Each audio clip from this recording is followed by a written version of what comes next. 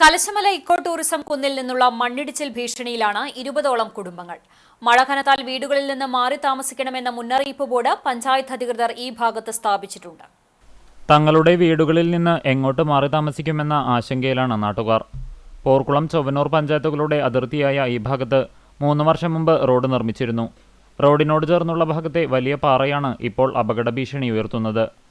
പാറയ്ക്കിടയിൽ വളർന്ന വലിയ മരം മൂലം ഏതു നിമിഷവും പാറ പൊട്ടിവീഴുമെന്ന ആശങ്കയിലാണ് നാട്ടുകാർ.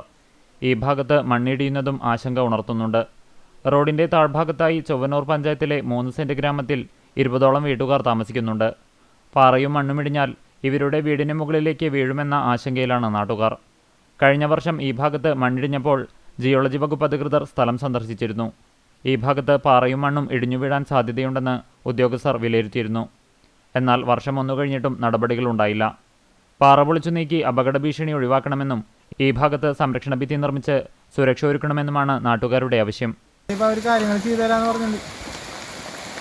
പഞ്ചായത്ത് സെക്രട്ടറി പഞ്ചായത്ത് അന്നാണ് ഈ സംഭവം ബോർഡ് വെച്ചിട്ടുള്ളത്. അത് മെമ്പറുടെ മാത്രം ഉത്തരവാദിത്തത്തിൽ വെച്ചതല്ല, മൊത്തമായിട്ടുള്ളത് പഞ്ചായത്ത് തീരുമാനം എടുത്തിട്ട് വെച്ചിട്ടുള്ള ബോർഡാണിത്.